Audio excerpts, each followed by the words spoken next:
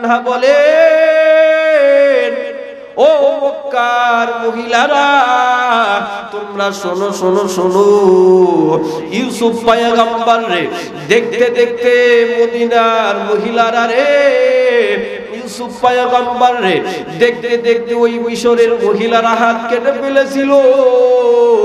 আজ যদি তোমাদের পয়গম্বর রে তারা দেখতো, তারা মনে হয় কলিজা কেটে ফেলতো। সুবহানাল্লাহ, জোরে বলেন।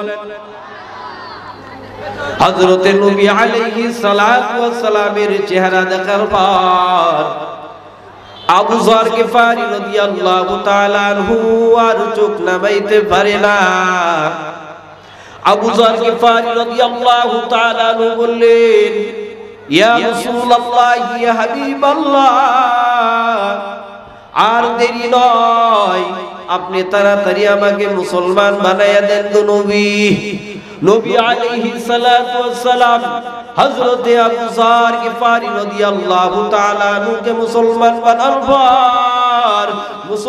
বানানোর পর আবু যর গিফারি রাদিয়াল্লাহু তাআলা আনহুকে বললেন, ও আবু যর, তুমি একটু সাবধানে থাকো, তুমি এটার আওয়াজ তুমি বাইরে দিও না, যখন সময় হয় তখন আমরা বলবো রে আবু যর।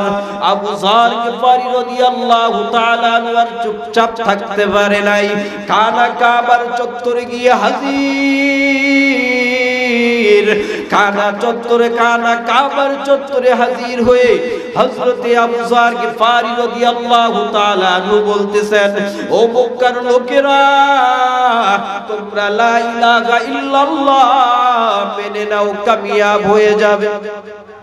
এই কথা বলার সাথে সাথেই বেঈমানের দলগুলো হযরতে আবু যর গিফারি রাদিয়াল্লাহু তাআলা আনহুর উপরে ঝেঁপে পড়েছে। কেউ লাথি দেয়, কেউ ঘুষি দেয়, বেঈমানের দলগুলো আঘাত করতেছে, আঘাতের পরে আঘাত। আঘাত করতে করতে আবু যর গিফারি রাদিয়াল্লাহু তাআলা আনহু মাটির উপরে শুয়ে পড়েছে, বেহুশ হয়ে গিয়েছে।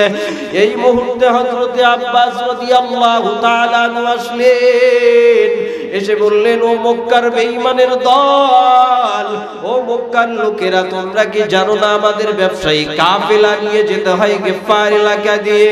এই লোক তো গিফারে থাকে, তাকে যদি তোমরা শেষ করে দাও তাহলে আমাদের গিফারের এলাকা দিয়ে ব্যবসাটা বন্ধ হয়ে যাবে।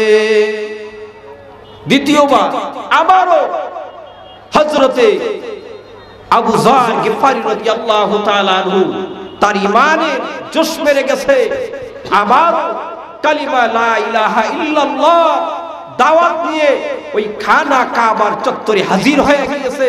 গিয়ে বলতেছে, বেঈমানের দল, তোরা লা ইলাহা ইল্লাল্লাহ মেনে নে, কামিয়াব হয়ে যাবে। তারপরেও ওই দিন ওই বেঈমানের দলগুলো আবু যর গিফারি রাদিয়াল্লাহু তাআলা আনহুকে আঘাত করতে করতে আবু যরকে বেহুশ করে ফেলছে। মুহতারাম, ঈমান আনার কারণে আজ আমার উপরে কষ্ট হবে, আপনাকে কষ্ট দিবে। ঈমান আনার কারণে বেঈমানের দলগুলো মুসলমানদেরকে কষ্ট দিতেই থাকবে। ঈমান আনার কারণে মুসলমান তোমার ঘর থেকে শুরু করে রাষ্ট্র পর্যন্ত তোমার কষ্ট হবে। এই জন্যই কি ঈমান ছেড়ে দেওয়া যাবে? কথা বলেন, ঈমান ছেড়ে দেওয়া যাবে?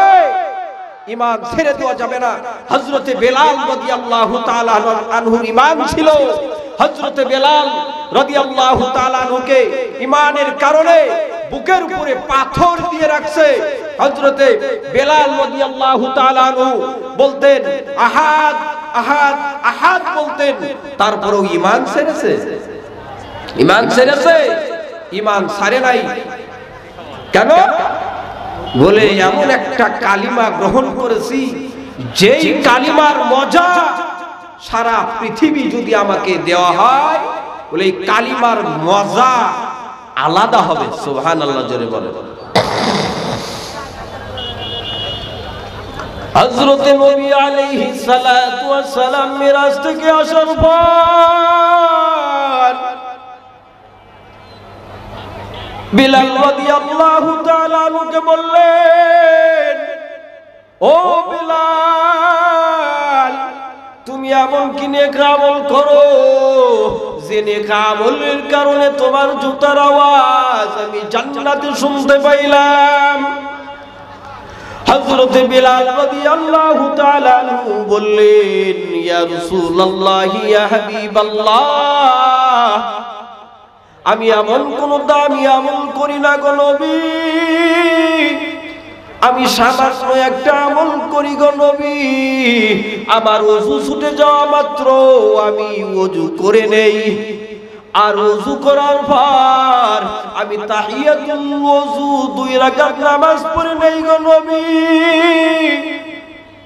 নবী আলাইহিস সালাম বললেন, বেলাল, হয়তো এই আমলটা আল্লাহ রাব্বুল আলামিন তোমাকে, তোমার এই আমলটা আল্লাহ পছন্দ করেছে গো বেলাল। এ মুসলমান, যে যত বড় ঈমানদার সে তত নবীর আনুগত্যকারী, এ নবীর পরিপূর্ণ আনুগত্যকারী গণী পরিপূর্ণ ঈমানদার। ঠিক কিনা জোরে বলেন? পরিপূর্ণ ঈমানদার হতে গেলে নবীর পরিপূর্ণ আনুগত্য করতে হবে। قال النبي صلى الله عليه وسلم لا يؤمن أحدكم حتى أكون أحب إليه من والده وولده والناس أجمعين। লা ইউমিনু, যতক্ষণ পর্যন্ত তোমরা পরিপূর্ণ ঈমানদার হতে পারবে না, যতক্ষণ পর্যন্ত তোমার ছেলে মেয়ে বাবা মা ওয়ান্নাস সমস্ত মানুষ থেকে আমি নবীকে ভালো না বাসবে।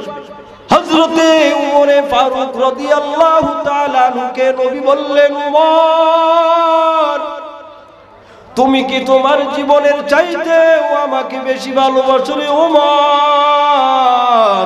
হযরতে উমরে ফারুক রাদিয়াল্লাহু তাআলা আনহু বললেন, ইয়া রাসূলুল্লাহ, আপনাকে ভালোবাসি সত্য, তবে আমার জীবনের চাইতে আপনাকে ভালোবাসি না গো নবী।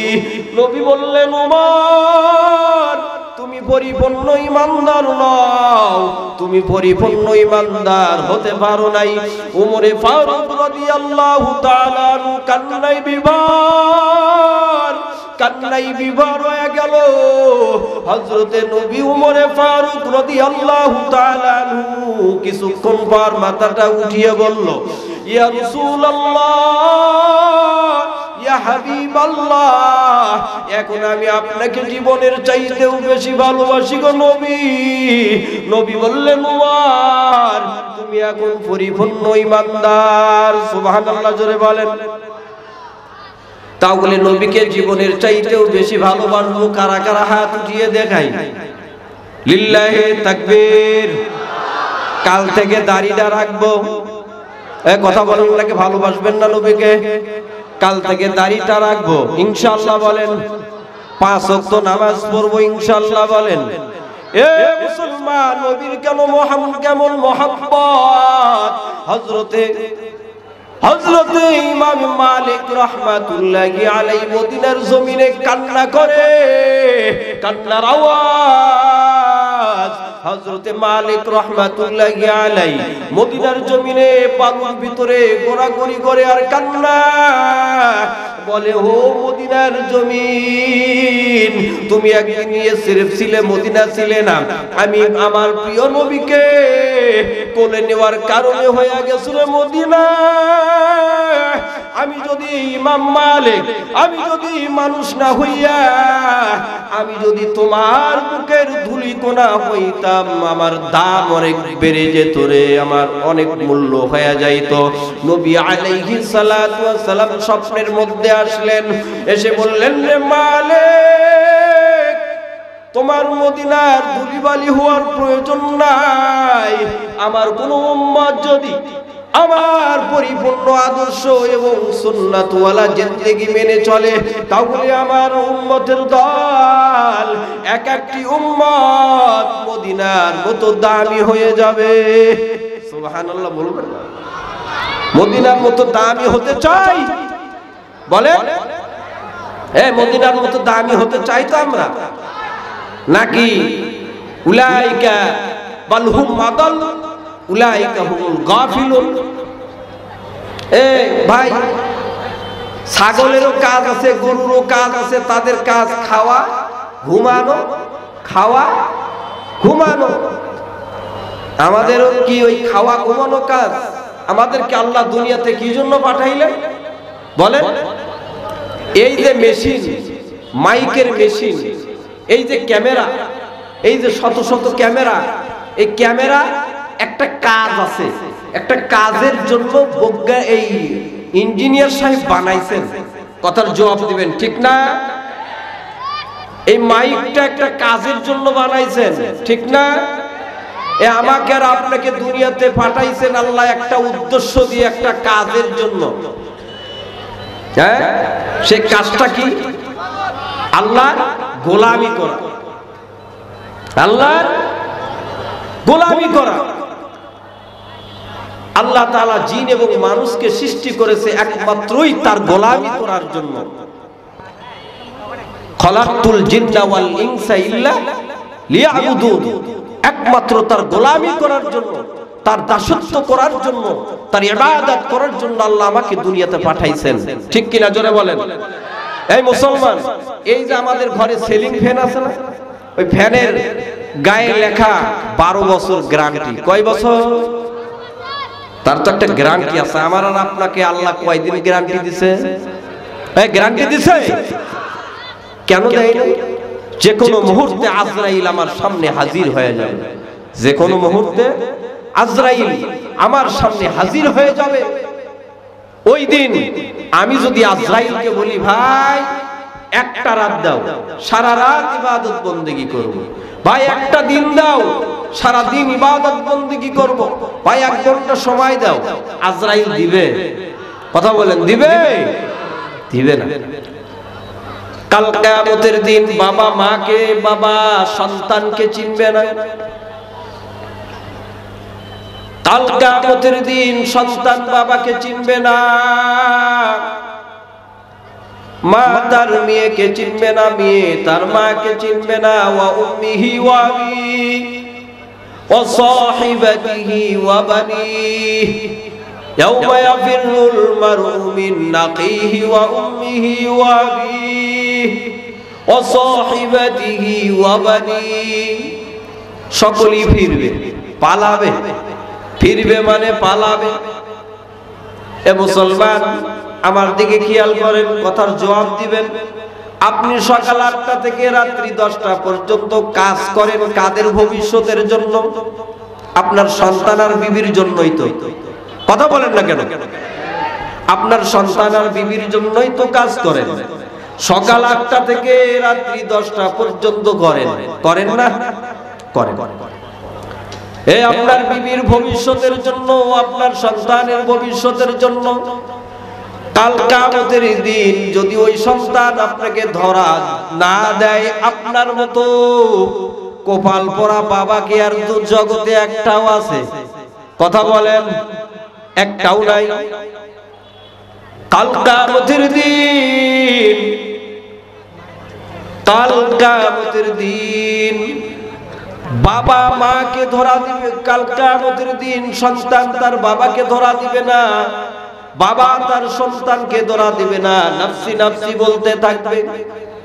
কোন সন্তান আপনার জন্য, কোন সন্তানের জন্য সকাল 8টা থেকে রাত্রি 10টা পর্যন্ত কাজ করলেন?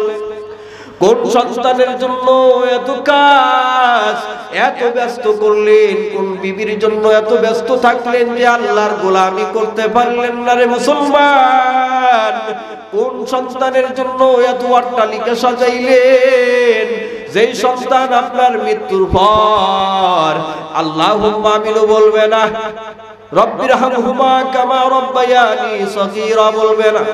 যেই সন্তান আপনার মৃত্যুর পর গাঁজা টানবে, বিড়ি খাবে, যেই সন্তান আপনার মৃত্যুর পর গুনাহ করবে, গুনাহ, এমন সন্তান দুনিয়াতে রেখে যাবেন যেই সন্তান আপনার মৃত্যুর পর রব্বিরহামহুমা কামা বলবে, কোরআনের তেলাওয়াত করবে, নামাজ পড়বে 5 ওয়াক্ত, ওই সন্তান যদি আপনার জন্য হাত উঠিয়ে দোয়া নাও করে, ওই সন্তানের নেক আমলের অংশ আপনার কবরে যাইতে থাকবে।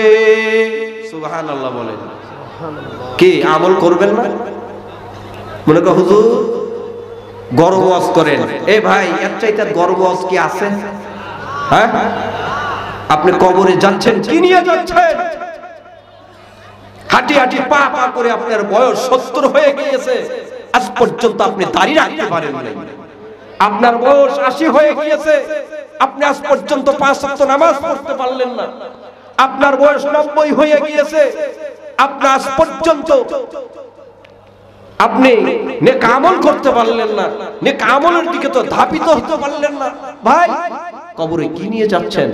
মুসলমানের মানুষের প্রথম ধাপ হলো কবর। হযরতে উসমান গনি রাদিয়াল্লাহু তাআলা, আমি শেষ করে দিব।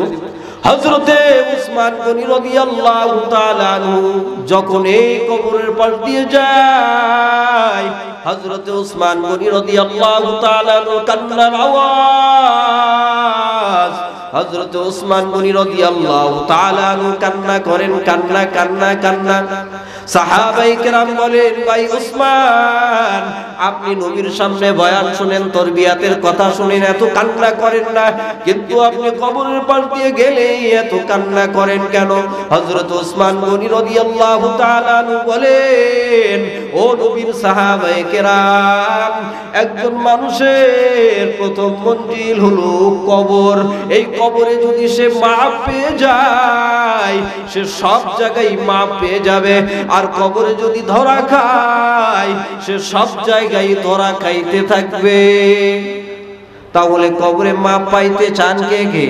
আমরা কবরে মাপ পাইতে চাই কিনা? তাহলে কবরে আপনি দাড়ি ছাড়া কবরে যাবেন। একটা আমলের কথা বলি, দাড়ি ছাড়া কবরে যাবেন, নবীকে দেখানো হবে অথবা নবীর রওজা দেখানো হবে।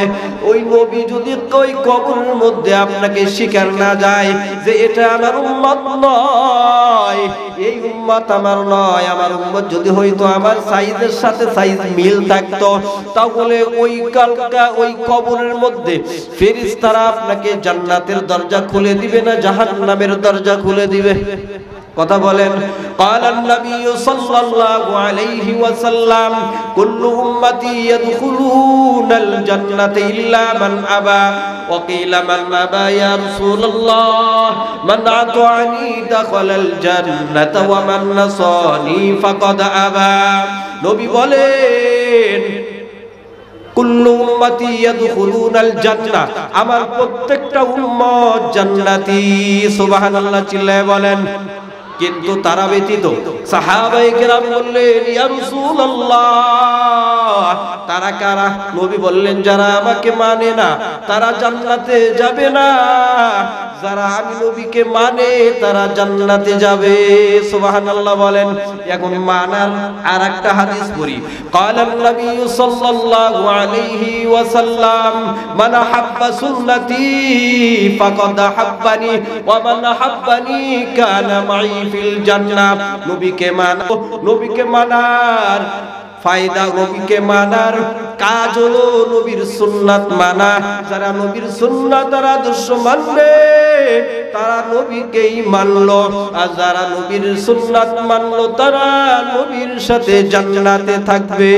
সুবহানাল্লাহ চিল্লায়ে বলেন লিল্লাহি তাকবীর। নবীর সাথে জান্নাতে থাকবো তো ইনশাআল্লাহ। এ মুসলমান, নবীর সাথে জান্নাতে থাকবো। আমার নবী কেমনে দাড়িটা রেখেছে, আমার নবীর সাথে তাল মিলিয়ে নবীর আদর্শ দাড়িটা রাখবো। এ মুসলমান, নবী নামাজ 5 ওয়াক্ত পড়েছে, শুধু তাই নয়, আমার নবী সারা রাত নামাজে দাঁড়াইয়া ছিল। আমার নবী সারা রাত নামাজ পড়তেন, তাহাজ্জুদ কিয়ামুল লাইল পড়তেন।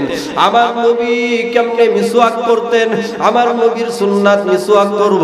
আমার আমার নবীর সুন্নাত টুপি মাথায় দিব, আমার নবীর সুন্নাত লম্বা জামা পরবো, আমার নবীর যত সুন্নাত আছে এই সুন্নাতগুলো আমরা পালন করব। 5 ওয়াক্ত নামাজ গুরুত্ব সহকারে আমরা আদায় করব তো ইনশাআল্লাহ। কথা বলেন, ওই 5 ওয়াক্ত নামাজ কে কে পড়বো? হাত উঠাই। লিল্লাহি তাকবীর। আল্লাহ সকলকে কবুল করেন। এ ভাই, এটা তো দ্বীনি মজমা, দ্বীনি মজলিস। দ্বীনি মজলিসে অন্তত টুপিটা মাথায় দিয়ে আসতে হয়, অন্তত কথা বলতে হবে দ্বীনের কথা। তো যাই হোক, আমি যতটুকু আলোচনা করলাম, আল্লাহ আমাকে আমল করার তৌফিক দান করুক, আপনাদেরকেও আমল করার তৌফিক দান করুক। সকলে বলেন আমিন।